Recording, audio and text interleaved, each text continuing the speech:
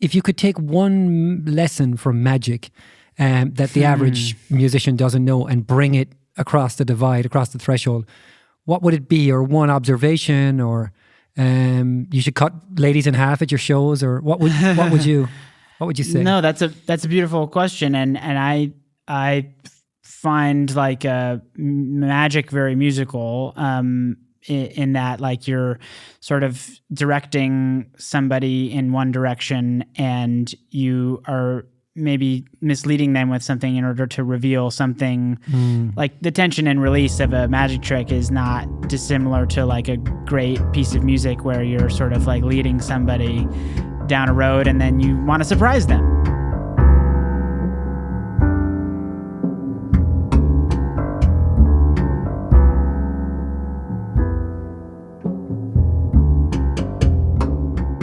If we spent 22 years podcasting once a week, I don't think we could figure out drummers. There is no universal equation or fucking, of drummers. What makes a drummer tick? It's just, I don't know. I mean, I'm certainly no closer 20 something years later to understanding.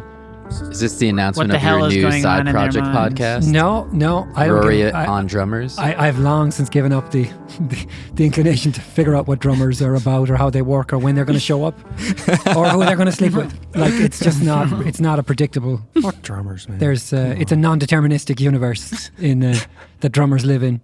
Well, we're here with our friend Ethan Gruska, writer, producer, songwriter, artist. Do we give you an engineer credit? You want one?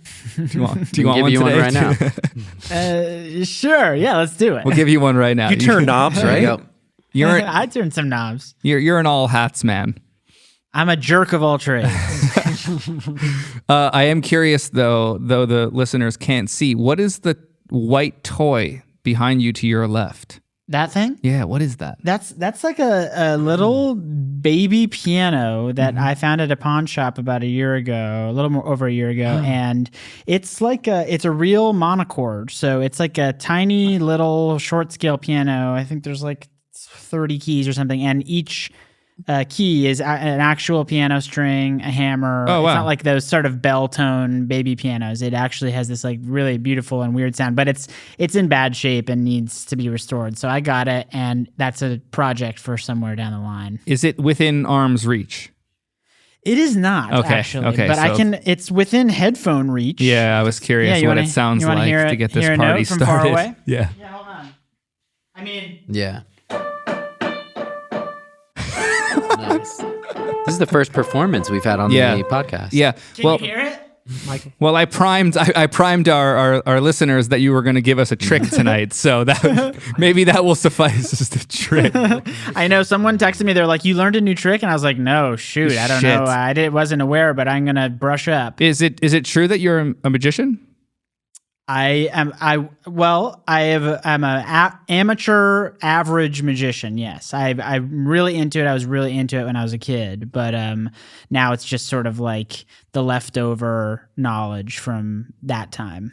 But I love magic. In your repertoire, are you card tricks? Do you juggle? Yeah, almost exclusively card tricks. So you don't juggle. I can juggle. I understand the like desire to want to put juggling into the magician's totally different. like arsenal, but I unfortunately can only juggle It looks 3 like balls. magic. It does. It is. It Ethan's feels like being magic. really kind now. What you said with juggling is a real insult. Really? Yeah, that's not to that's the not magic cool. community. Yeah. Oh, no way. Oh, I was unaware. My apologies. No. My deepest, my God. This sincerest. is someone who's dedicated himself to his craft, and you're like, "Do you juggle?" No, but check this out. Like when you're Juggling's hard. if you were a magician juggler, you would have 3 or 4 items, right? And you'd be throwing them, and at some point, a new item would find its way into the fold without you knowing. Wow. Like, you can easily Wow. pull that trick off. Come on. Beautiful concept. He can make these balls float, but no juggling.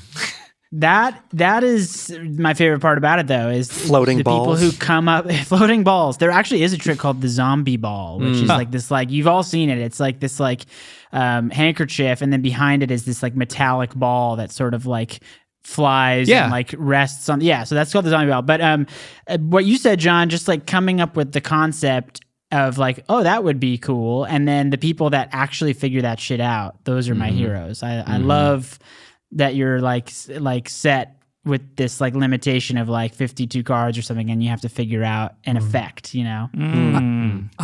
Did you enjoy the Prestige? Wait, so I always get these mixed up. So I know that there's like two sort of like parallel movies here. One is with like Hugh Jackman. Is that the one? Yeah. Chris Nolan. Yeah. Yes. Yeah. I love that movie. It's really fantastic great. movie. Yeah. It's so good. Yeah, we watched it last year on our Sunday movie night. We went through a whole Christopher Nolan we did thing, last year. Yeah. I love Christopher Nolan. Yeah. His movies are so great. I might even say I'm obsessed. Some may Pretty say close. Michael's obsessed. We're Love pretty that close guy. to obsessed. Yeah. So do you actually have magicians that you look up to? I'm actually really curious about this magician thread in your life, because there's something magical about your music, and we can get into that later. But there's got to be a thread there somewhere. Oh, totally. Yeah. No, there's definitely a thread for me, but no, I love. Like I said, I'm like mostly into card tricks, and that's all I've ever really had like the capacity for. But I love this guy from Portugal. His name is Danny de Ortiz, and he is so good. It's freakish. It's freakish what he does, and he invents his own tricks. Like he's the architect of his stuff, and they're just kind of insane, truly beyond, like, just as somebody who understands like a little bit of like the technique of what he's doing, like it's just insane. Did it? But yeah, Danny de Ortiz is like a favorite magician. I love David Blaine. I think he's awesome. Oh, did you watch the Ascension? The recent thing? Is that the thing where he did the hot air balloon? Yeah. Did you watch No, that? Yeah. It was amazing. It's amazing. Like, and he's how so he great. did it for his daughter, and the whole story behind it was actually really fascinating. But it's coming out, right? He's cool, man. I mean, there's a TED talk that he did about when he held his breath underwater. And that TED talk is incredibly moving and was like really important to me in my early 20s. And I hilariously like wrote him a fan letter as like a 20-year-old. Probably sounded like a 6-year-old was writing him. But that TED talk and him as a magician, I think he's amazing. Yeah, I highly relate. I think people find him cheesy for some reason. I think he's one of the bravest people because he's to walk a magician, the earth. totally. And unfortunately, and I even feel that way about the magician community. Sorry, guys. sorry, brethren. But it's not the best. Usually, not the best like vibe. But I mean, it's just another art form, like anything, like we all love. Like when somebody's good at anything, even if it's like the dorkiest thing in the world, it's still like you're kind of like stunned and entranced by that. What's the deal with the castle? Serious question. Yes. Would you rather keep anxiety as part of this response here? Would you rather perform Wembley or the Magic Castle? Wow. Well. Probably. I mean, Wembley for sure, for sure. But for some reason, I thought you'd pick the other one after having dinner with you a few times. I thought you might pick the smaller venue, but wow. Ethan didn't say he's going to do magic in Wembley. You know what I mean? Yeah, good point. You're asking where I'd rather headline as a magician, correct? Yes. I wasn't, but I like that specificity. I wasn't at all, actually. Yeah. Yeah, so I'd rather be doing like my rope routine at Wembley than my card tricks at the Magic Castle. But no, I've been to the Magic Castle a few times. It's a hilarious and it's a very unique place. But no, I definitely like. I'm just like a fan of magic who knows how to do like 11 okay tricks, but like it doesn't even come close to my passion for music. Yeah. Can I just when we get open in this world, can we go together? Oh my God. I've never gone. I'd love to go with someone that is a fan of magic. It's pretty fun. I would love to do that. You have to be invited, and I'm not a member, but we can figure something. We'll figure something. I have a friend who's a member who has offered to get us in there. Oh, so field I don't trip. know what the limit is on that, but I would if I can leverage that, I will. And that auto invites me. Let's do a field trip with Ethan, and he can, clue us into the cool shit. I want to ask a kind of a serious question. So something that I think we're collectively fascinated by is we love trying to understand what makes the music world tick, the dynamics and the engines of growth and suffering and all of that stuff.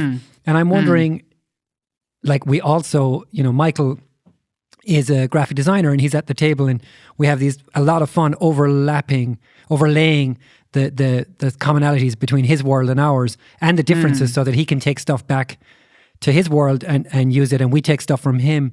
Is there, if you could take one lesson from magic that the average musician doesn't know and bring it across the divide, across the threshold, what would it be? Or one observation, or you should cut ladies in half at your shows, or what would you say? No, that's a beautiful question, and I find like magic very musical. In that, like, you're sort of directing somebody in one direction and you are maybe misleading them with something in order to reveal something. Like the tension and release of a magic trick is not dissimilar to like a great piece of music where you're sort of like leading somebody down a road and then you want to surprise them. But I think the biggest thing for me growing up doing magic was I was a pretty like rambunctious and like ADHD kid. I couldn't really focus, but for some reason I would watch these magic VHSs and I would like learn these really complicated magic tricks, and it was kind of the only thing I had patience for.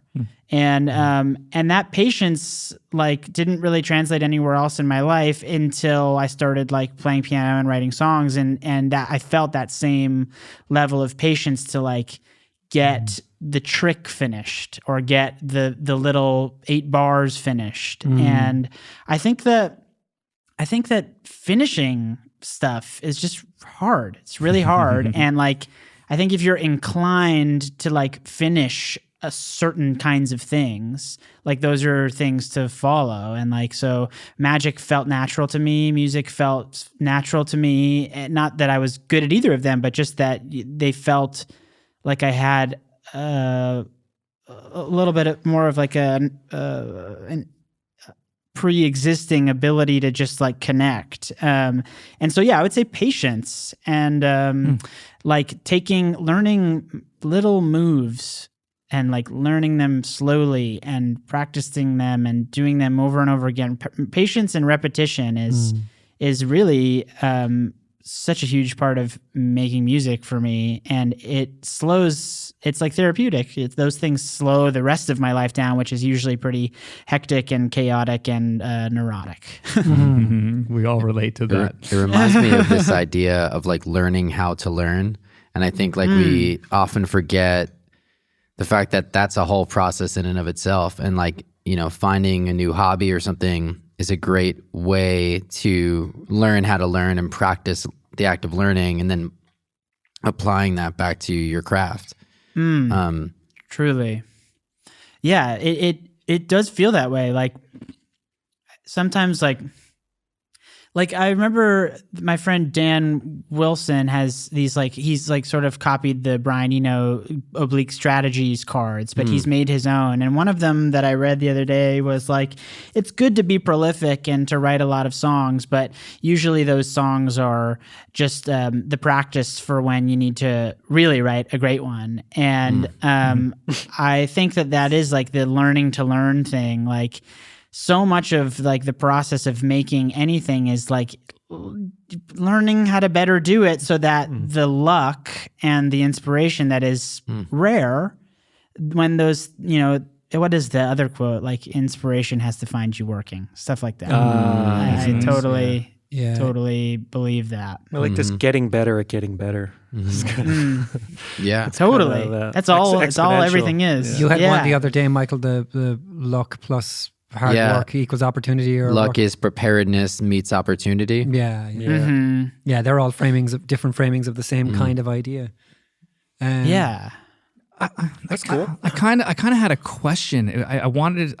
I don't want to harp too much on the magic thing, but I thought I could do this all night. I know you can, but I think there's some through line for me that when I was listening today to Slow Motionary, that look, I'm going to ask a question and then I'm going to kind of give you what I felt from it, and I want to know if there's any alignment there, and then take it wherever you can go with this. But I want to know, can you describe the character that the piano kind of is in your work, in your world, like what it plays, because it feels like a direct extension of you, like, and it complements the melody.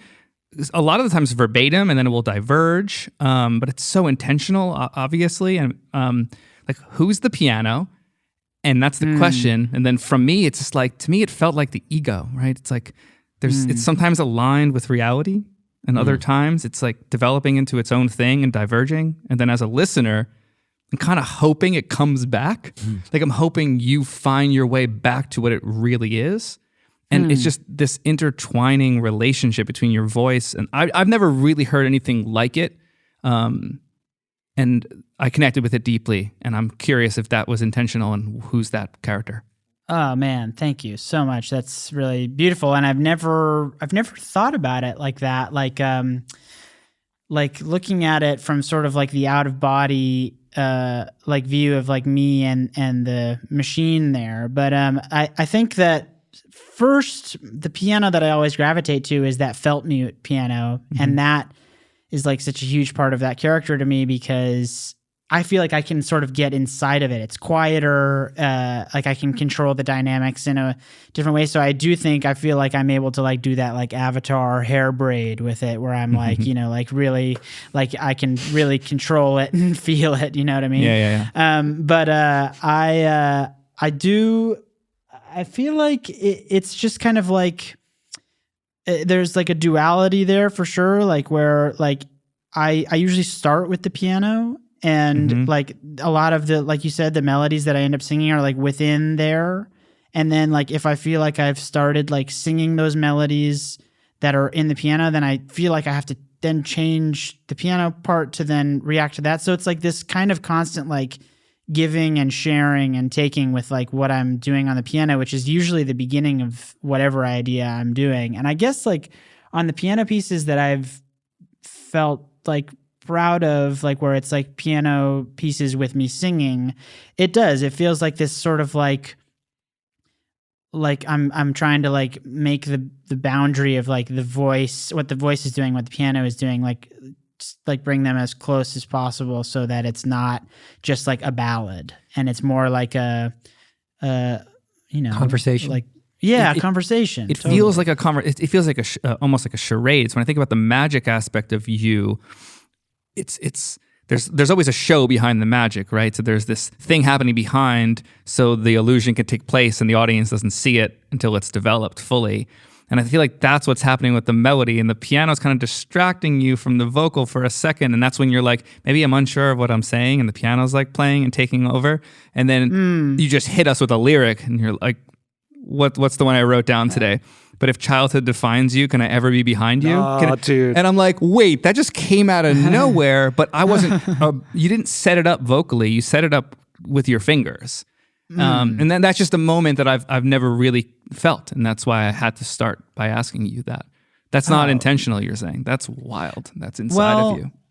I don't know if it's not it's intentional in the way that like, well, I guess like some of that record, like my idea, like one of the earlier concepts was like writing like French impressionist type piano parts. Yeah, that's what it sounds like. George's colliding them with like a Stevie Wonder melody or something. And so I do think that like a lot of magic like has to do with like showing something this. I don't know that you guys aren't using video, but like putting your hand over to the left and like doing a whole story here, and then what happens on the right is really what's happening. Exactly. And that's what is going to present the really like important effect. Some misdirection. That's the word I was looking for. Yeah, totally. Some misdirection. And so I think that like in music, like the way that I could equate that would be like the collision of genre. And I'm not like a huge like fan of like genre in general, but like taking whatever I consider what like my touchstones for a genre, like French Impressionism or R&B or all these things, and like just trying to see like what it would sound like for me to collide my version of those things. And usually those are the things that surprise me. And I guess I am just like, I'm looking to be surprised usually, and to like feel like something is happening that's like larger than my normal reality, and but man, I thank you for like listening to it and feeling that way. That makes me a tomato. The piano was really getting me today. I sat and listened to the whole record. AirPods Pro with the noise canceling on, purely in it. It's like really one of those kinds of records. And I've been really jamming on products that are made with a very delicate feel, and how they affect me and how they cause me to slow down. And I often mention these Salto wine glasses that John has that we use here. And to me, like the image that I got, the piano was giving me that very, very delicate feeling. And the voice was like the wine poured in it. And as the vessel would move, the wine would move. And it was just this sort of building the track on a foundation of delicateness is just such an interesting idea, ephemeral concept. And anyway, that was just, I don't know, whatever my thoughts were. Much. It's sort of taking the impression in and relating it to how I'm thinking about delicate things in my life. Yeah, and it's such an antidote to where we're at in music right now, which is just louder, so heavy-handed, louder, brighter, more distorted. Yeah. Which can be really effective and visceral. Sure. But if it's the downhill bit of a roller coaster all fucking day, at some point it becomes normal and you stop reacting. Yeah. You stop screaming. Well, another thing on that note, I feel like this is a good transition to kind of hear where Ethan thinks records are at. But I noticed that the album itself, Slow Motionary, is what we're discussing here for people that aren't, familiar with the project. But every transition in and out of the songs feels really cared for. And it's crazy because I was on Tidal and I looked at the credits, and it's an all-star show. I didn't realize, from Tony Berg to Bob Clearmountain and Bob Ludwig, like that's a crazy enlistation for Ethan Gruska album 1, which is fucking wild. We can table that. That's not too important to geek out on. But there aren't many records coming out these days that honestly feel cared for from every millisecond. And I noticed the noise and the verb tails on the piano and the room noise, and everything was extremely flowy, and dreamy and transcendent, but cared for is what it comes to mind for me. And I don't hear records coming out that feel cared for. They just feel machine lined. What do you think about that? It's it's interesting because I would say that, like, just in my own experience with my 2 solo records, the first one being Slow Motionary, which is very sparse and like every track has very few things on it, and the second one, which is like much more kaleidoscopic and like has a lot of stuff going on. Like in my head, like I took more care on the second one, where I was doing more tiny details and like juggling to bring that back, juggling like all these things. Whereas on the first record, it sort of felt like these leaves just like fell into place sometimes. And so I think that there's probably like an aspect of it, like the fact that it just doesn't have, it's very unadorned, that record. And like it definitely was my expression of like, I don't want to make anything loud. I don't want to make anything with rhythm. I don't want to make anything that's competitive in any way. And I think that, like, weirdly, like I've felt like I've done more like control freakiness on records that like were more produced or more bells and whistles. And so like it's interesting to hear that like something that maybe I felt like I let be a little bit like comes across in a cared for way. And I don't like believe that that's like exclusive from each other. Like I'm sure that is like a real, it's kind of, it makes a lot of sense to me that things that just like you let be natural feel wholesome in a different way than some things that I think, like modern record making, which I love and which I do and which I am a student of. It's extreme attention to detail, but sometimes to the point of making it sterile. And I think that's Sometimes? like a It's like it's cared for in advance, like in the composition and in the performances. You know, that's how it comes across that's interesting. to me. Yeah. Spider and I talk a lot about.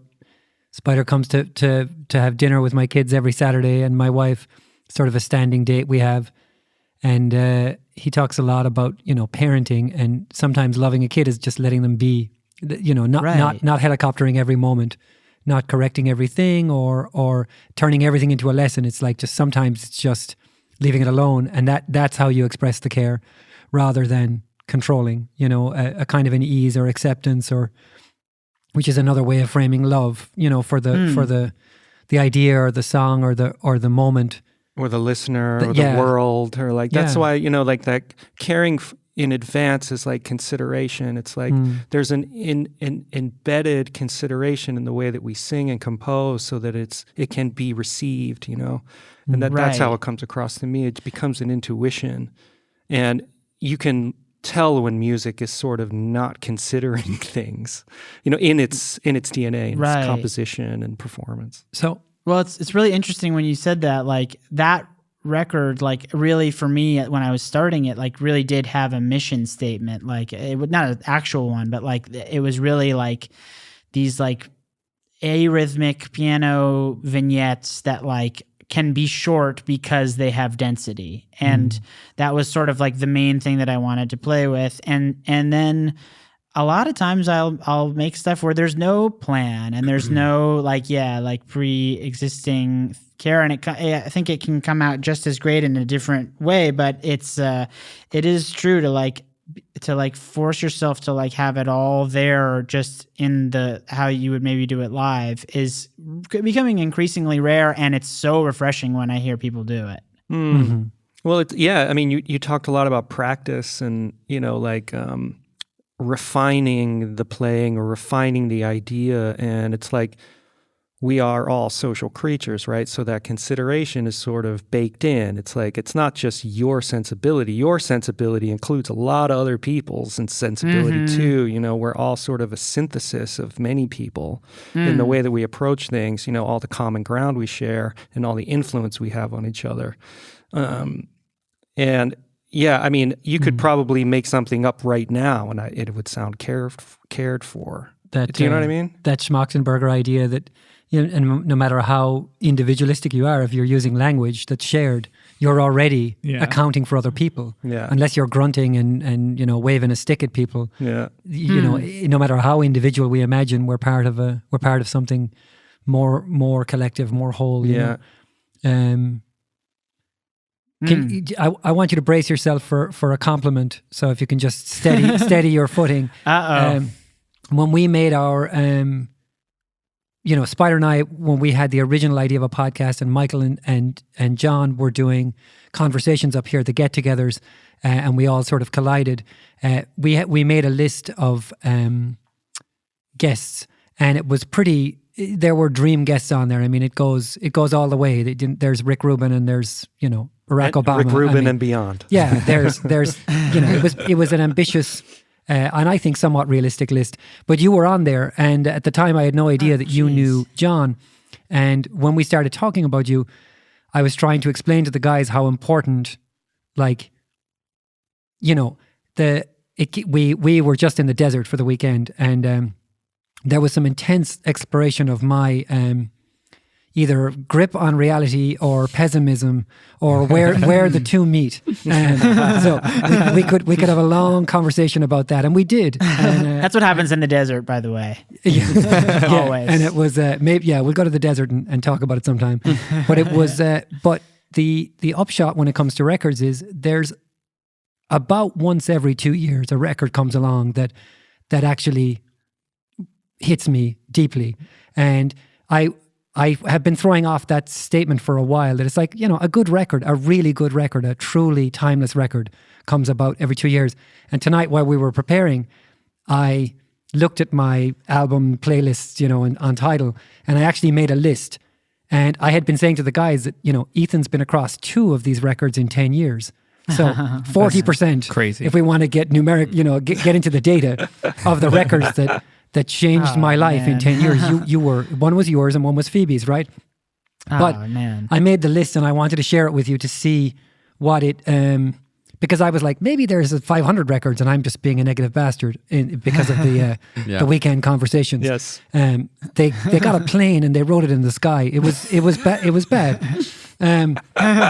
But the list that I put together over the last 10 or 15 years was Radiohead, Hail to the Thief, 2003, Wilco, A Ghost is Born, 2004, Bon Iver for Emma Forever, 2008, 2010, Brad Meldau, Highway Rider, I don't know if you know that record, 2011, Low, Come On, wow, which I can't really justify, but it just hit me. I think because I just moved here maybe. 2015, Sufjan Stevens, Carrie and Lowell. 2014, Blake, Hi-Ho, Blake Mills. And then Ethan with Slow Motionary, which was 2016. Yeah, wow. 17? Maybe 17? I don't remember actually. One of the two. It says 16 on title. Around then. And then 2016. Phoebe last year. So I don't know what that list means to you or if being on it means you can retire or whatever, but any takeaway that you have from that? Well, first of all, that's so nice. Thank you so much. I mean, that means so much to me that anybody even heard that first record of mine, and to be involved in Phoebe's stuff is just it's so lucky and a dream. And then every other record on that list is just like insane and so good, and my imposter syndrome is flaring, but I will try to accept that and just know that I have a fan out there, which makes me so happy. And no, truly, that's to be on that list is crazy to me. But those are some of my favorite records too. Nice. I gave you fair warning. I need to cue. I need to cue into the term imposter syndrome. Yeah, please. Could you go in on that? I don't even want to ask a question. I just want to hear you go in on that and your experience about it. Yeah. Well, I'll go in. Why not? I mean, I feel like this is not something that I always talk about. I try to keep it like close to the vest. But my family is a lot of musicians, and everybody in my family, really. My mom is a therapist, but my dad is a composer, my grandfather is a composer, my sister is a musician, my uncles are musicians, and everybody has done it from like blue collar session singer, session drummer to like my grandfather being John Williams, who is an incredibly probably one of the most successful composers of the century. Yeah. Pretty.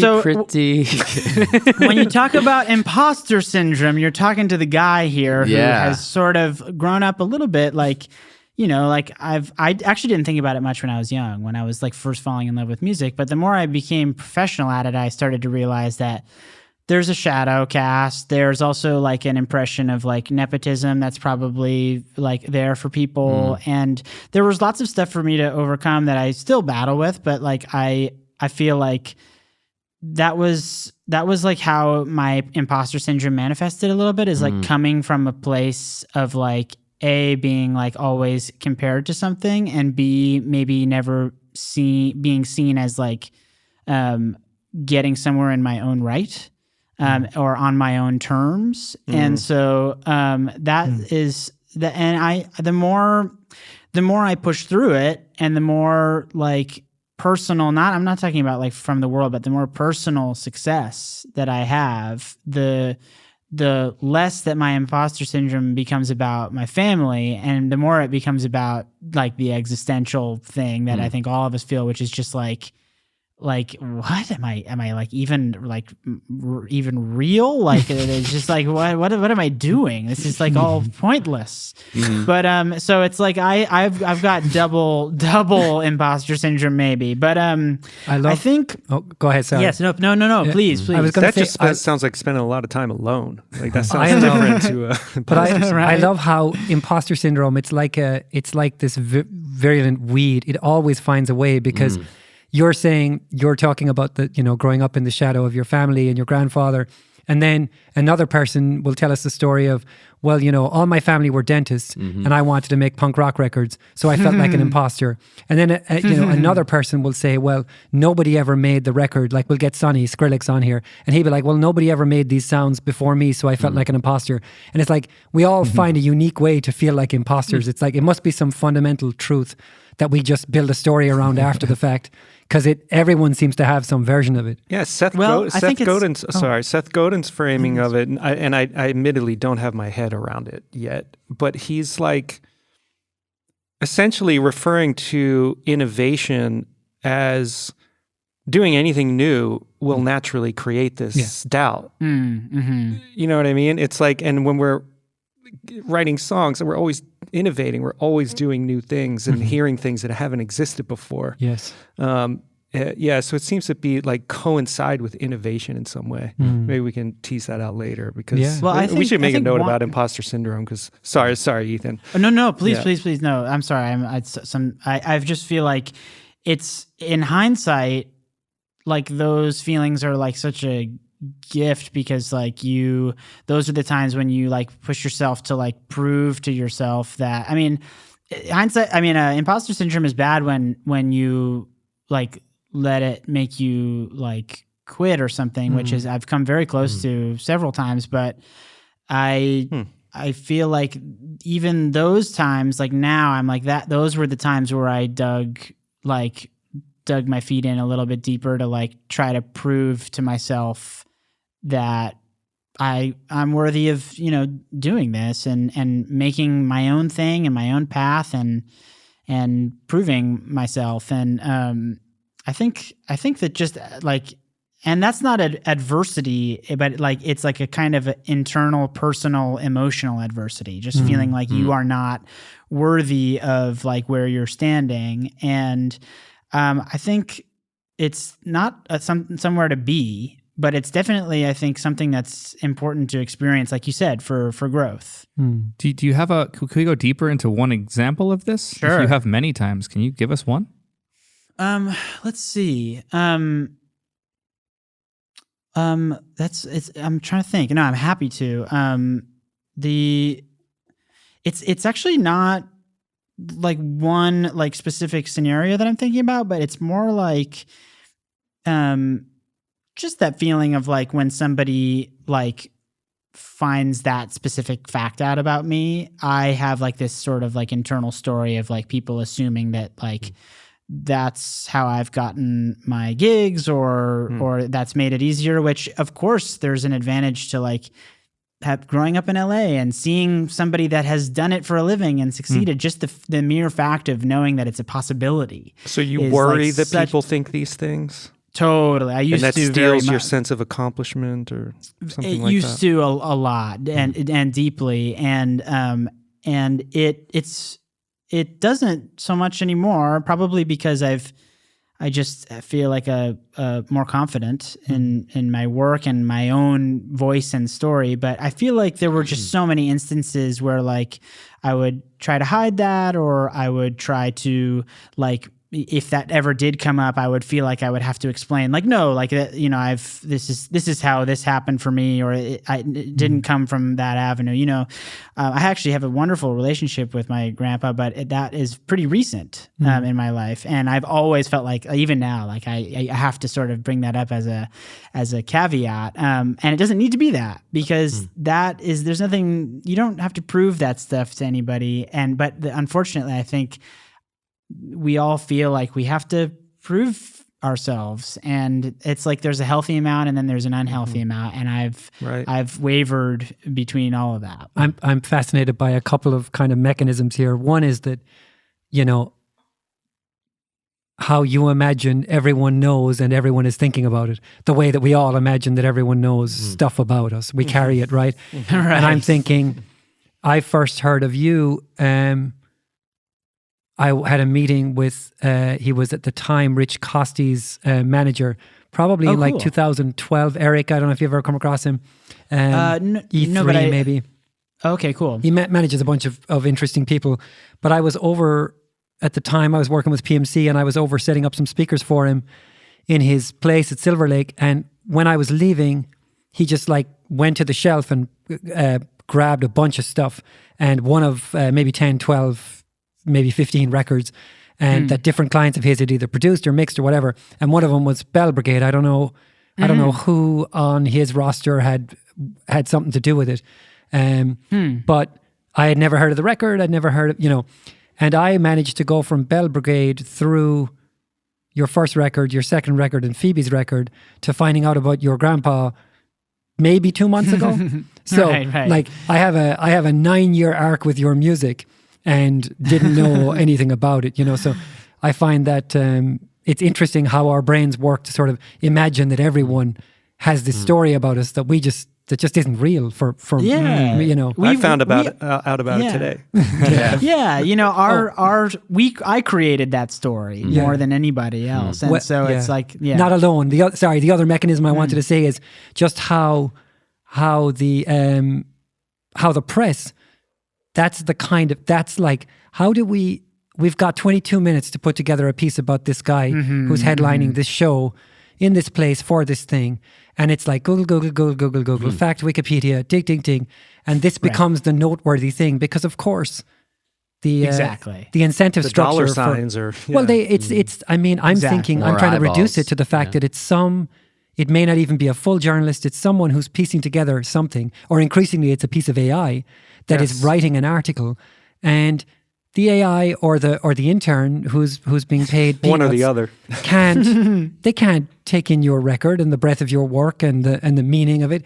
So they go, how do I connect this to my audience? How do and it's like, well, something they know, and this is a juicy. So that mechanism of kind of that kind of reductive mechanism of taking people, like I was reading today about. A super critical piece about what's her name? Goop. Gwyneth Paltrow. Gwyneth Paltrow. Yeah. And it was like What's her name? Goop. I like that. It was literally. I imagined the person writing it was using kind of a how to write an article in 17 seconds machine, and it was like, well, choose from this column. It was like, Gwyneth Paltrow, good. Choose from this column. Oh, fear about COVID. Boo, boo, boo. Okay, where did the two intersect? Oh, she did an interview and said this, that, and the other, and you should have an infrared sauna, right? And this was the article. Outcomes. But I imagined that Gwyneth is probably all sorts of interesting. You know what I mean? She's so much more than this story says about her, right?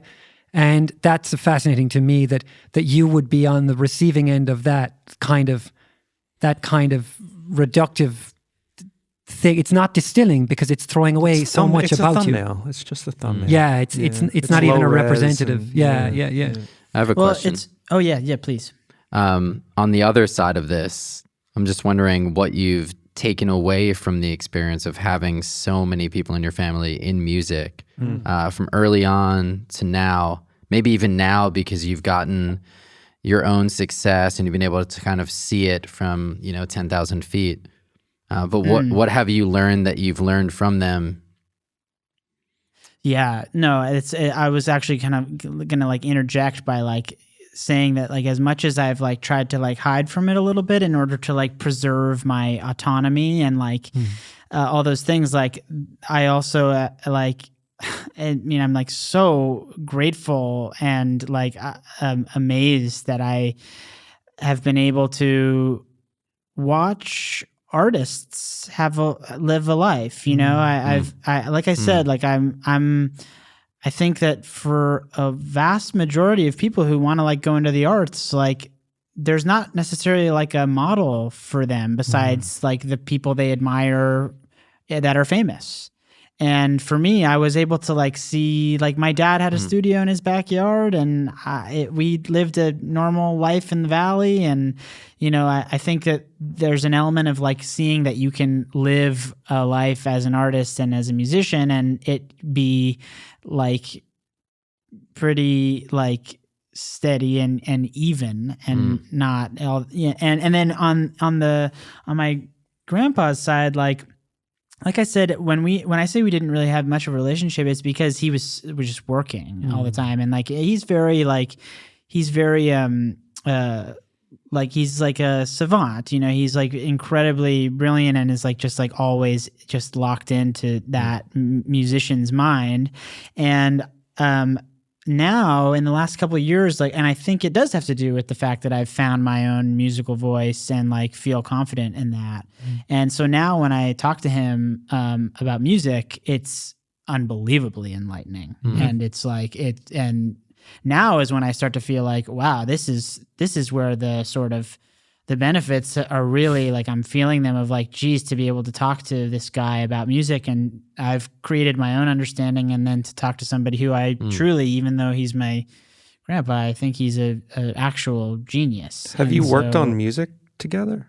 No, but so I'm working on right now on a classical solo piano record. And yeah, I'm really excited. Let me mix that shit. Yeah. So badly. I want you to, you're going to do the next one. So here to do a little bookmark, I'm writing now my pact with myself is I'm doing 4 of these pieces a year, because I did 4 this year and it was just so therapeutic. So John, you will mix the next one 100%. Will, who engineered it, mixed it, and we have it mastered. But but the next one 100%. Will's great. Will is great.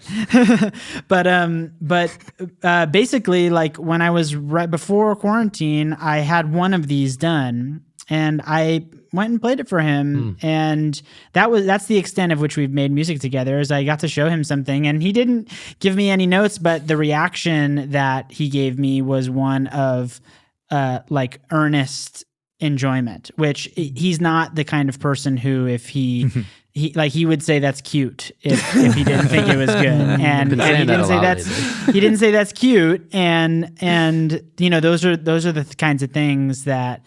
Like just to have some validation in that way, that's huge. And like I said, like he's my grandpa, but at the same time, like I'm a fan of his. You know, like I see him. There's a duality in how I see him. One is as a family member, and one is as who he is as to everybody else, which is like this pretty iconic and like brilliant dude. So it's definitely a complicated thing, and like I said, I've never really talked about this like in this depth, but I feel cool with it because I feel like it is all love, and it was all worth it, me going through these feelings, because I feel like untethered from a shadow from anybody now. So I love sorry, Michael, you were going to no I love that you're, you know, I've talked about it on mic here more than once about, you know, we talk about people needing models, not just role models as in idealized people, but models for behavior. And growing up in Ireland, I didn't have people I could look to who had creative lives. Everyone I knew worked in a factory or a store, or was a cop or a nurse, or and that's, again, you know, I'm always at pains to point out that none of those things are less than, they're not. But as someone who had creative you know, urges, who wanted to make music, I couldn't look to anyone, an uncle or my brother was a musician, and that gave me the sort of confidence to make a leap, I guess.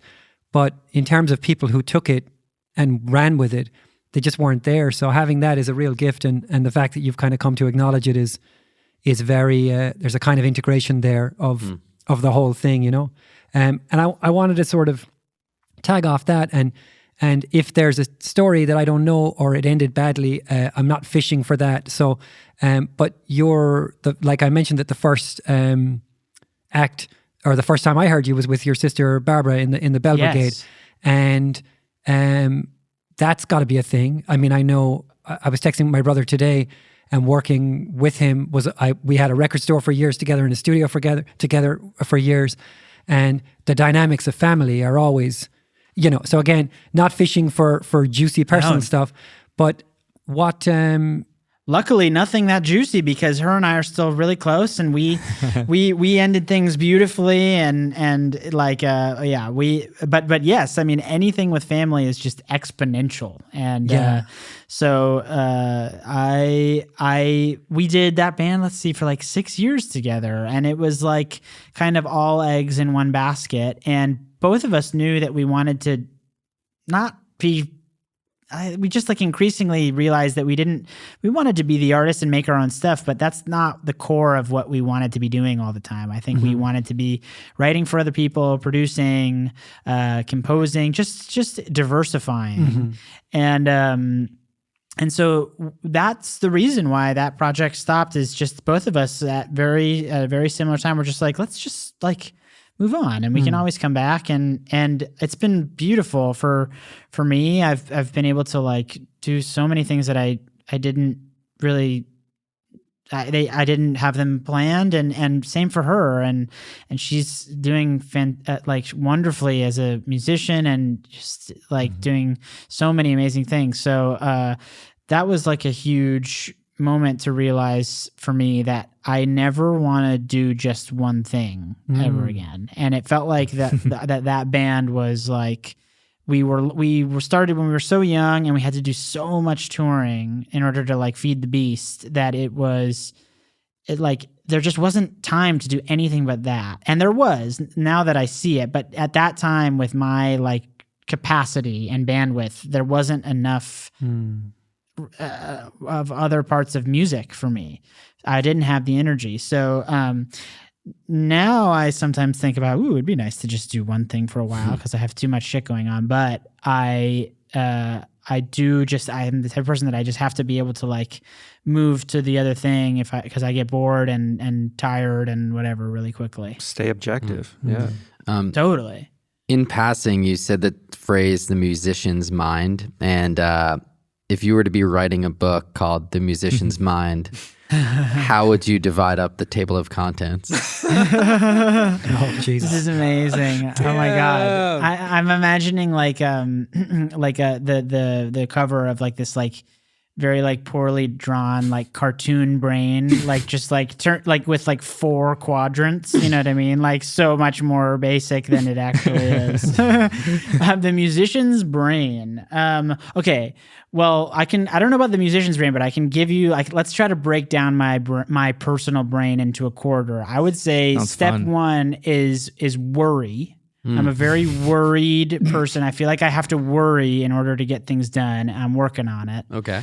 Because I know that is not... We need to talk about that on camera or off camera or on mic off. Well, trust me, I'm talking about...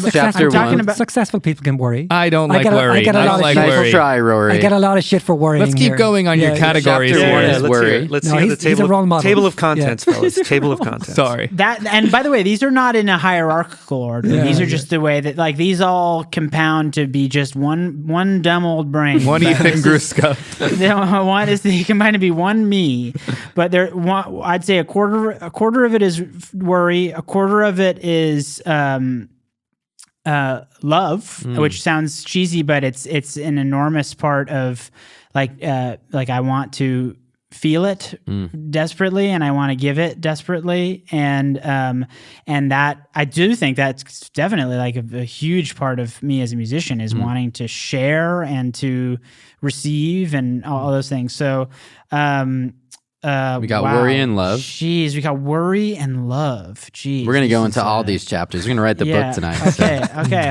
This is like probably the most profound question I've ever been asked. So one of them's got to be in and out. You live in the valley. Yes, in and out question mark. Good like, or bad? Cheese. Overrated. What? What are you there's no question about in and out. Yeah. What are you talking about? No. Go back to number 3. Okay. I'm trying to do this. This is hard. Worry. Hey, you picked 4. You said they were 4. Did I say 4? You're subconscious news. So said quadrants. We're talking about quadrants here. Oh, okay. Let's say just say whatever you're thinking. I know you're thinking I'm trying to like figure out what the word that's coming to mind is like details, but it's not that. It's like it's more like zooming in. I wish that I could choose a micro quadrant and a macro quadrant. Attentiveness. Like I would say focus and dreaminess are like the two other ones of like. We like to say diverge and converge. Yeah, totally. And also I like I'm a Libra. Focus and dreamy. Yeah. This is the like second dream and focus. This is the second time that the conversation, the Sam episode with. Are you a Sam Harris fan, Ethan? Sam from Ex Ambassadors? Sam Harris, the public intellectual philosopher dude. Oh no, but I know there's a Sam Harris who I work with who's in Ex Ambassadors. They get confused. It's very different people. Didn't know that. Wonderful guy, but I don't know this philosopher Sam Harris. No, he had a guest on recently on his podcast. I'll have one of the guys send it to you on a text thread. Yeah, Ian McGilchrist. Yeah, and he was talking about the brain. Sorry to break the flow, but we're in brain mode, and he was talking about the two modes you just described are how he's come to understand. He's been a brain researcher for 30 years. How he's come to understand our left brain being the focus, the grabby one, the set a goal and get the it right one. hand grabby thing. Yeah, and then our left brain controlling our right hand, and then our right brain being the peripheral, the dreamy, the sort of open to possibility, open to threat, open to new ideas, all of that. Yeah. The left brain already knows its way and hasn't really got room for your way. So you've really just described a kind of what he believes is a reality about the hemispheres of the brain. Yeah. No, absolutely. I love that stuff. Actually, my wife is a neurotrauma ICU nurse. Oh my God. So I occasionally get to hear these like kind of amazing studies and things that kind of go in ear and out the other, not because I'm not listening, but because they're so above my pay grade and how much I can understand. They're heavy, but no, I think that like I truly believe in that. I know that is actually true. And I'm also like, I don't necessarily know a lot about this stuff, but I'm a Libra and I connect with that. I feel like I'm constantly balancing myself with the opposite of what I am experiencing and trying to do that thing.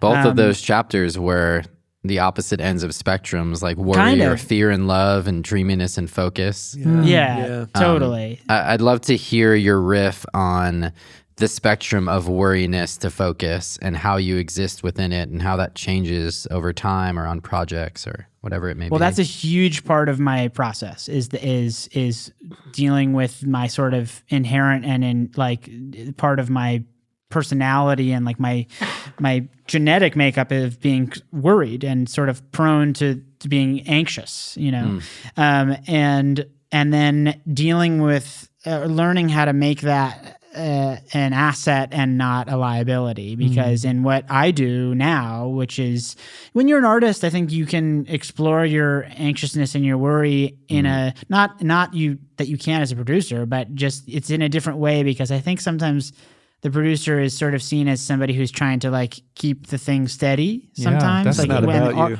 The artist, the artist has to be the one who can feel the range of the emotion, and the producer, I as a producer, I want to be someone who helps ground people and helps them feel relaxed and confident and those things. So if I start to feel those things, I have to go through like a process of like, how do I get past this so that I can focus and so that I can like, and it's what someone just said. I don't know who said it, but it a lot of it comes down to like, hey, like this is not your time, man. Like you need to like kind of thought stop and like compartmentalize so that you can be here for this person, because that's the goal. But no, I mean, that's like, I'd say that's like the biggest part of my internal process, and I don't think a lot of people would necessarily know that about me unless they're very close to me. Because I feel like I'm able to, like, when I'm at work, in quotes, like I can sort of like compartmentalize those things, but inside and like after sessions, like you deal with feelings and like reactions to all things, and it just comes down to like bringing it back, and like just like it's easy to fly away, and like just like forcing yourself to just come back to the present kind of moment and like just focus on like what is real, because it's very easy for me to like dream up a scenario. Yeah. Well, and scenarios are usually dangerous unless they're actually happening. Well, I'll start by saying I've shared space with you. No one in this room has shared space with you. And yeah, I felt exactly along the lines of the goal you want to set out for your creative collaborators to feel, which is confident and calm and allowed to be oneself in space with you. So you're victorious in that nature. If this is something that's not easy for you, you're doing literally everything to me. I'm curious about, because you're describing this kind of mindfulness, right? You're just sort of bringing it back, right? Centering yourself and not letting, be lost in thought and getting caught in that sort of storm. Is there anything other than the sort of mindfulness practice that you've developed to sort of help you do that better? Well, here's the other thing is like that is like playing instruments has always been an antidote to my like anxiety. Like I like when I'm anxious, I will sit down at the piano and like I can lose time and space there. And but especially like I was actually just reading a study today that they did about painting and how it is great for distraction from anxiety. But it also sounds like escapism to a degree, right? Because you're not actually, like Spider's bringing up the mindful nature of everything. If you're that's the thing. You're pushing it off till later. But also, totally, you're not beyond, processing it's it. Beyond that. It's escapism sometimes, but also idleness is problematic. So not doing anything is a problem. It's. If you're alone and you're not doing anything, you're idle, and then the brain just starts doing what it does without correction from other people. Yeah. So painting or work or doing something, I think, isn't necessarily escapism. Well, there's a question to be asked, and I'm asking it rather than saying I know the answer. That because I know I have a guitar on my bed all the time, and I play it when I'm wound up. Usually I'm wound up, so I play it, a lot when I'm home for little bits or after dinner or whatever. And I don't know that I'm escaping. Sometimes I feel like I'm using part of my attention and the other parts of me. We have this simple model of the grabby bit and the wide open bit. But whatever, stuff is happening while I'm playing. It's not pure. TV and drinking beers. It's not oblivion. Yeah. So totally. I feel like if I play for an hour, I'm wound up. I play for an hour. I feel at the end of the hour, I feel better. I don't like leave the hour going back into the so now open the floodgates of fucking worry or stress again. Right. I do actually feel better. If that's true, then that's a different thing. What about Ethan? I mean. Totally. Yeah. No, I think that's true. Like there's like a certain level of like, let's say I'm in a session, like maybe like it can go both ways actually. It's like when you're like, okay, I'm feeling like nervous about, even if it's not something that's happening in the session, it's something that is happening outside in my life and I'm trying not to bring it in. I mean, that's usually the cause of things, of like, just like trying to like maintain the order of the space that I'm in. But like, going down and like or like playing something on an instrument that I don't know that well and like just trying to figure something else out. It is that kind of thing of like you spend like even if it's 5 minutes away from where you just were in your worry, that when you come back to it, you're not dealing with the emotion of the worry anymore. You're dealing with the actual concept of the worry because your time has just put you past. You've exercised the energy out of your nervous system. Time has put you past the feeling. Deal with the thing. I like that. Yeah, exactly. And then you can look at the problem without the emotion that was making you feel like shit. The distraction. But then at the same time, to John's point, like there's totally like the thing of like, especially on like extra hard days, which we all have, is like, you just like dive into work and you compartmentalize and you escape.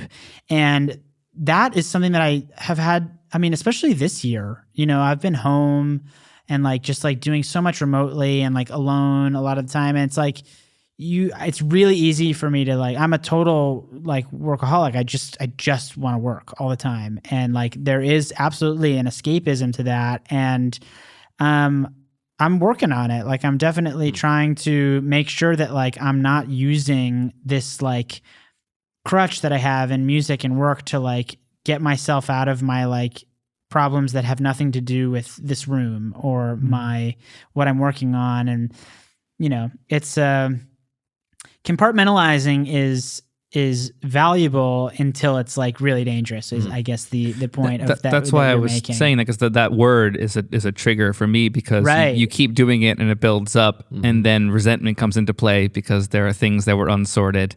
And of course I love this idea of releasing the energy valve of the nervous system to potentially get to the space of being able to process something that you would otherwise not be able to with all of that energy built up. You would definitely not handle it correctly.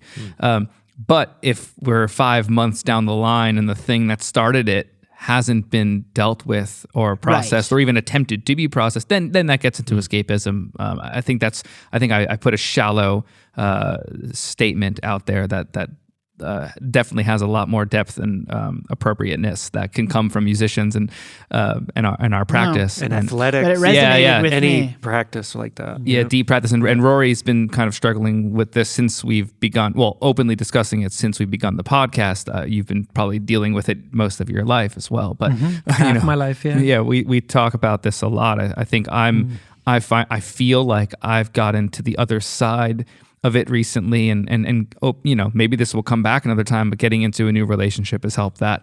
The idea that you want to spend time with someone else and not deprioritize work, but prioritize something else and add another priority to it. Rory having kids and family and all he really talks about, and that's the most exciting thing that I can imagine even discussing with you at this point. Is also getting to see them this afternoon briefly or this morning, and there's obviously more to be had than success in work and work in general and constantly getting hired.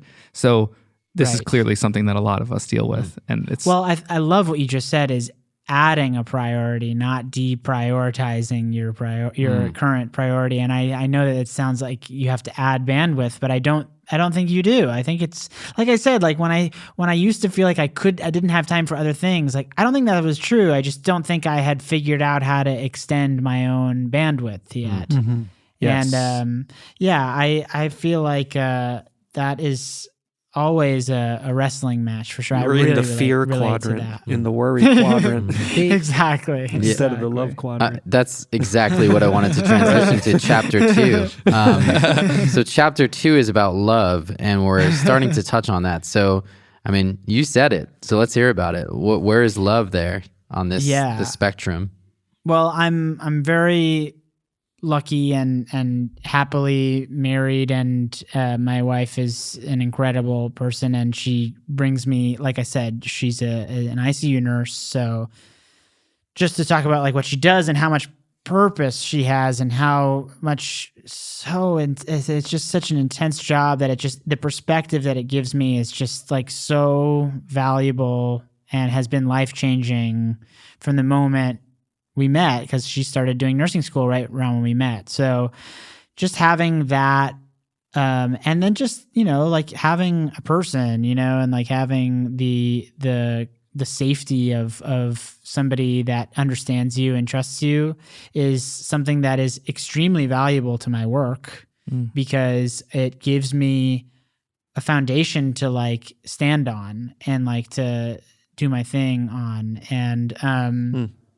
And then in terms of love, when it's not like in my personal life and it's like with my collaborators, and I think it's so important like to like show that to people and to want that from the people that you're working with. And like that's all this is, like all music and art is just sharing stuff. It's like someone was talking to me about like the gift economy and how that is so important for like that's what art should be. It's like we've unfortunately and we live in a capitalist society, so we have to do our art as our jobs for money, and we want to do well and all blah blah blah. But art at its core, like feels best in a gift economy, when it's like, I'm going to sing on your record and then you come play guitar on mine when I need you to, and whatever version of that stuff. And like, that is love. That's just you're giving. And I try to like, even on the gigs where I feel like I'm doing this as a gig and it's just for money, like finding that little like seed or like light of like, I'm gonna show this some love and like find some real good in this, even if it's hard for me to see, which has happened to me once or twice. I like, that's kind of like the only way to like keep the passion and the energy and the vibe going, you know? So that's the impetus for the creation of the space that we're in, the gift shop. That was the name of the studio given because of this, which is like, if we're exchanging currency with people all the time, right? Like I don't really do. I do 1 or 2 pro bono mix gigs a year, and other than that, people are paying me. So I started having dinners where I would have artists come over, and I would and their teams or a couple with friends, and I would cook them a meal. And I would go all out and do a 10-course meal and try to give back in exchange for that. And then that's where the engineer nights came from, where this podcast came from, which was, how do we give back to a whole community that eats like shit in the studio? Because there's either no food budget, or then like one night you get sushi or something, depending on who you're working with. And I love the idea of the gift economy. I think that that's something that not enough people even know is or was a thing. And it's the way we all operate. It's the way this weekend in the desert operated. It's like sharing the deepest inner truths of oneself that we can is a gift to the other, right? Just so we know where everybody's coming from. And during the whole time, I'm cooking, 2.5 meals for 3 days for 6 people, and like it's just so much love went into it. And it's how everything moves in our world, and it's just nice to hear you kind of coming onto this episode talking about that. It gives me the feels in my belly. Well, I was talking about it with a friend. I remembered who sent it to me. My friend Gabe Kahane, who I was doing something like a favor on one of his tracks this weekend, and he was like, okay, what do I owe you? And I was like, dude, like this was just a pleasure. Like we've never worked together, and like this wasn't like I didn't spend like an enormous amount of time on this, and it was like, I know that this is not hitting my threshold where I feel like if I don't get paid, I'm going to feel like kind of funny about it. Yeah. So, and then like it gives you the opportunity to be like, call in a favor with like a fellow like awesome artist. So, but yeah, no, I mean, it's really hard to do that because, it's not an easy career. Like there's no, like sure income. I mean, there can be, but it's like, even when there is, like you think about next year, and like that's really interesting because just tying it back to something really earlier that we talked a fair amount about, but this part struck me the most is you talking about the modeling, and Rory bringing it back to the modeling of your family showing you a way that there's a possibility of being a successful creative family, and you can have kids and you there must be something in you that says, oh, well, I've seen this work, so I'm going to make it work. So then I can offer these extensions versus the super survivalist method of everything has to be paid for, the scarcity mentality behind everything.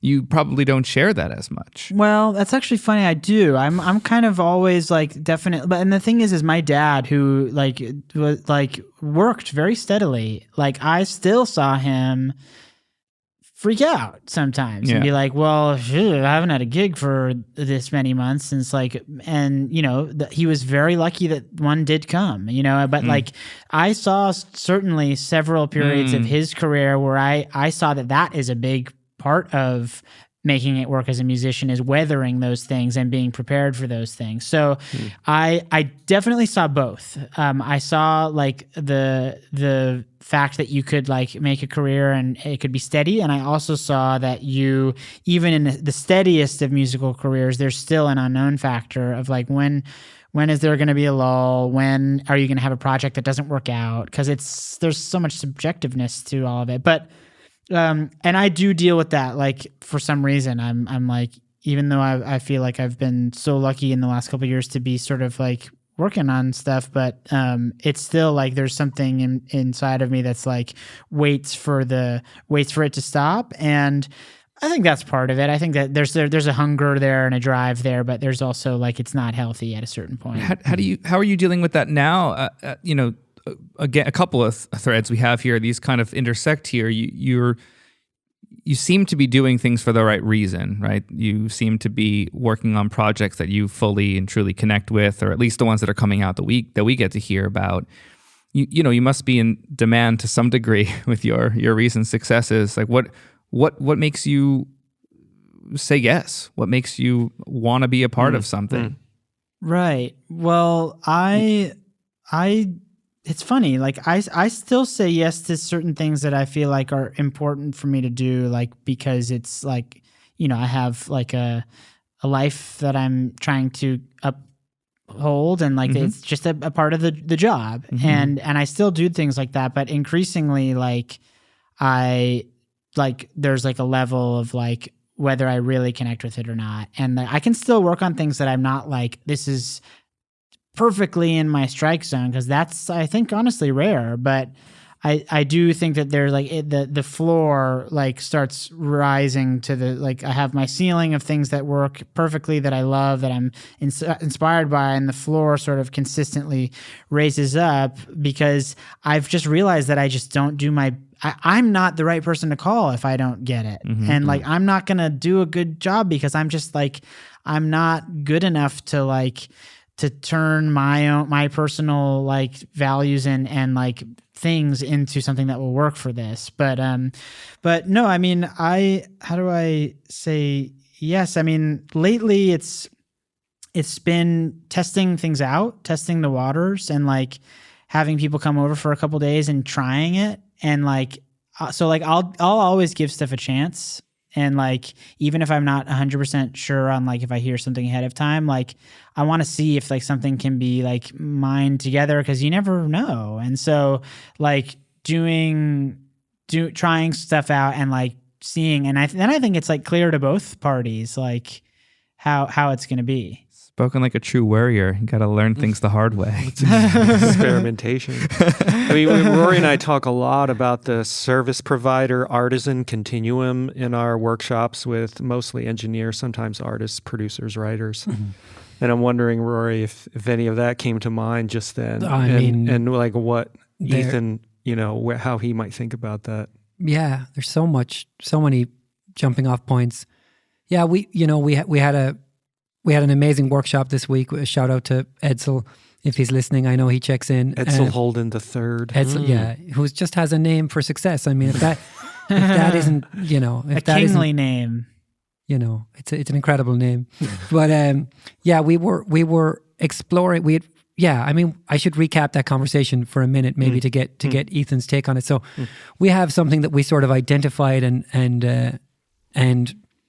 We certainly didn't invent it or codify it, but we talked about it. Let's say we talked about it on an episode. Indeed. About how when you start out, you're pure service provider, whether you're a player or an engineer or a producer. It's literally take any gig. What do they want? They want it loud and bright, sure. They want it, dark and muddy, sure.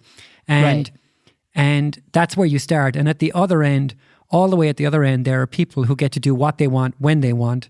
And if you don't like it, fuck you, and you're paying for it anyway.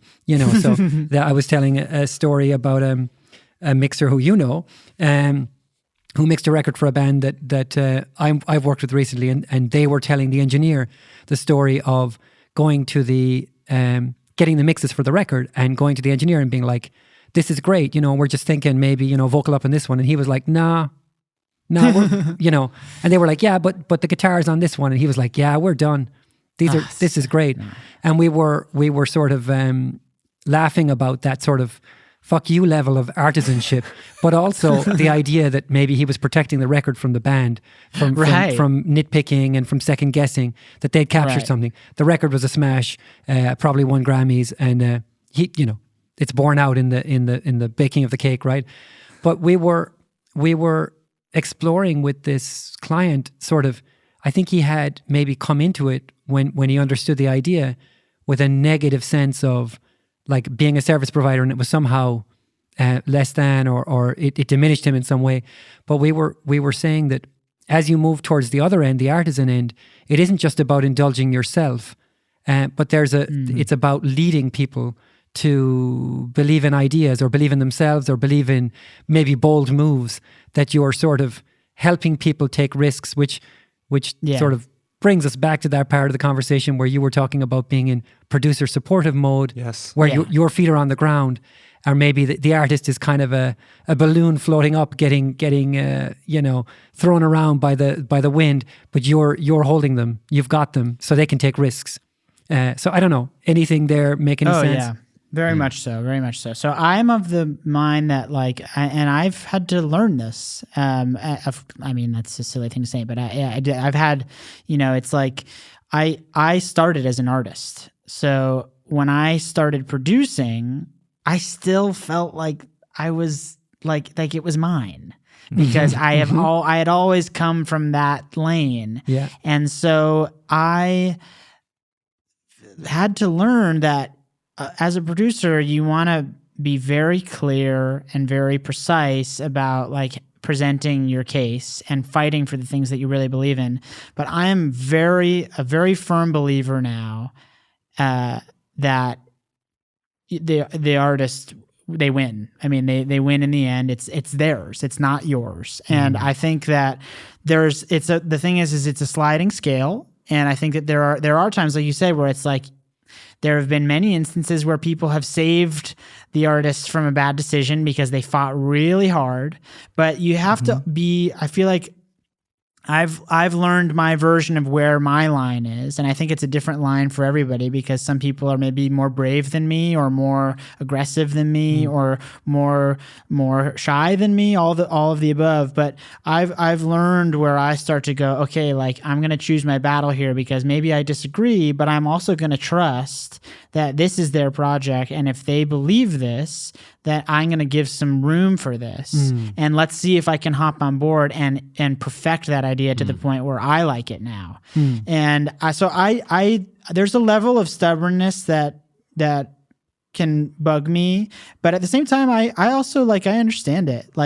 Even in these producer and all these secondary roles to the artist, it's really hard, because you put you put not the same, but you put a lot of blood, sweat, and tears into it too. And so it's hard to like watch something move out of where you expected it to go. But at the same time, it's like, it's just, that's something that I've learned, and I really believe in, that I've learned to find my place of like, okay, this is where I'm going to stop and let it be the artist's thing, because that is really how I think it's supposed to be.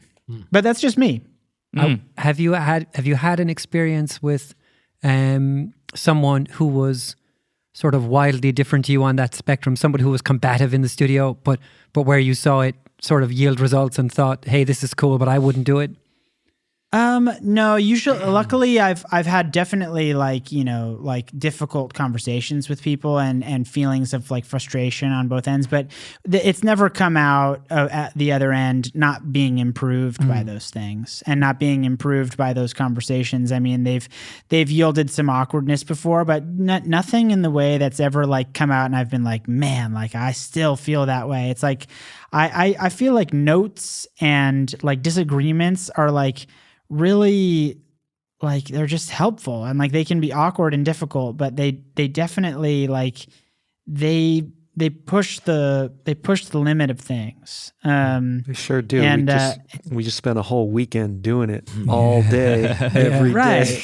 Right. And yes, there've totally been now with my few year, I also feel like very new at producing. It's only been a few years for me, so it's like I still feel like I'm finding where my boundaries are and where I should offer other people their boundaries and all those things. So, but it's definitely I've learned from those experiences where I've put up a fight and learn that that's not what you do. That's what you do when it's your record. But like I said, it's like a totally sliding scale, and so I don't use that as a blanket statement at all. And at the end of the day, it's not a trauma ward. It's not a what? It's not a trauma ward. It's a studio. We're making records here. You know Totally, what I mean? totally. I wanted to get to chapter 3 before. We've got 5 minutes left. So that's right. Yeah, we're coming up on 8:30. So, well, I still want to get to it. Yeah, so do it. Let's Do go it. to chapter 3 we can and do 4. chapter Good 3 to and close. 4 as one little chapter. Yeah. Dreaminess and focus. What is epilogue, your What is your philosophy on that, and then what's your conclusion of the book? Okay, let's see if I can in my epilogue. Let's see. I think that they there's it's symbiotic. For me to usually I want to, when I'm writing something, I want to let the dreamy part speak first, and I just believe in drafting. And I think that letting that part speak and not editing it hard, and then taking a step away and then letting that other side take over. And somebody said it once to me, write drunk, edit sober, or something like that. Yeah. And I thought that Hemingway. That's right. Oh, is that who said it? Yeah, originally I think. Yeah. Oh my God, that's amazing! I didn't know that. You're like, is that who told me that? Yeah, totally. What a Does he live in Highland Park? He was a good hand. Yeah. Ernie. Forgot about that guy. I think that that's my favorite way to get to an idea is by letting an accident happen and remembering it, and then honing in on something. So for me, like I said, I've never been the most focused person. So I feel more like a dreamer than a type A person. So I'm usually trying to use the small type A side of my brain to hone in on the things that I continuously am dreaming about. So if something is coming up for me a lot, then maybe I'm able to use my right brain a little bit more. I wanted to thank you earlier I wanted to thank you, but since we're getting to a close, I might as well thank you now. We spoke earlier today, and we were talking about kind of the tone of the podcast, and I said, honestly, the more successful ones were when we were being more vulnerable, open about, our lives. And you've definitely said a few things where you're like, I haven't really told anyone that. So I just wanted to thank you for sharing that to us, but also to the audience that's going to listen to this. Totally. It's my pleasure, especially because, John, you're my friend for a while now. And I'm always, I said I was saying earlier that I wish that we had hit record on some of our non-podcast conversations, because this seems like how it usually goes with us, where we talk for real. And you've always said these beautiful things about these other guys. And so I expected it to be something like this, where I was willing to it's not an interview. Like you guys said, it's a conversation that we're going to put out into the world. And, it makes me nervous to talk about some of these things, but at the same time, it's really liberating to let people see the things that like you said make me tick, and all these things, because it's just owning something, so and you're I'm sorry. I just want to thank you guys so much. I appreciate this. Is such a great group of people, and I hope to be drinking some of that wine with you guys at some point. Dude, I can't wait to have you over here and cook you. And I love your spot. You and Bianca. Well, also the final thing is you're the Persian food master, and I'm, I don't know if you guys know this, but my wife, her family is Iranian, Armenian and Iranian, and so when I first met John, he was like, yeah, I know a fair amount about Persian food. And I was like, oh yeah, really? Tell me what you got. And he proceeded to then know more about it than Bianca, who is actually Armenian. Her dad's Barskahai, Armenian from Iran. But no, I cannot wait to have some of your tadig, man. I can't wait. I think about it all the time. I think about our Rafi's experiences and sharing wine and that food, just how much better it's going to be here. No offense to Rafi's, but I wanted to tag on two things. One, what Michael said about you sharing, and which was just a natural part of the conversation, but it really does. We get incredible feedback from people about how small things people say, either us or people who join the conversation, how meaningful it is to hear people share that stuff and how it connects in, things that were offhand comments. Someone will write to us and say that it meant a lot to them to hear. So again, a double thank you for that. And, on that note, just to close it, I wanted to say that you mentioned earlier that, your wife's a neurotrauma nurse, which is a badass title. And kind of, you sort of, and I know you didn't really mean this, but you sort of diminished the import of your work next to it. It's like, well, she's fucking saving people's brains. It's a lot of responsibility. And I'm making records. Yeah. But, there's a lot of days that I could count when I came home from the studio with a furrowed brow and stressed out, and I would pour a glass of wine and listen to your record, and it was a very important part of kind of healing and resting and recovering. Many, many times, hundreds of times probably, because that was when one of those records hits for 2 years, it hits, and so there's healing in that, and that I'm just one dude, and there's a lot more people out there, I'm sure, with that record and the other record and the Phoebe record and everything else. So I know you don't really mean to diminish your work, but I just want to sort of shine a light on the fact that it does matter and it does make a difference in people's lives. It connects us. It holds us together. Yeah. Well, man, that's just that makes me so happy, and it means more than I could possibly say. Truly, I mean, back to the imposter syndrome. Like you said, living with an ICU nurse. Talk about imposter syndrome as a human, but I do believe, because I know what records do to me. Yeah. And I know that, Tom Waits is like my neurosurgeon, you know what I mean? So I appreciate that so much. And it really gives me so much purpose to do stuff tomorrow. So thank you so much. Well, dude, thank you. Yeah, let's close on that. I can't wait to hear more records with your name on it. Yeah. Thanks, guys. So nice to hang with you. And let's do this again. I don't know if you guys have repeats. We want to have everyone back because the conversations are so good. Nice. So next time, dude. Thank you. All right, you guys. See ya. Bye.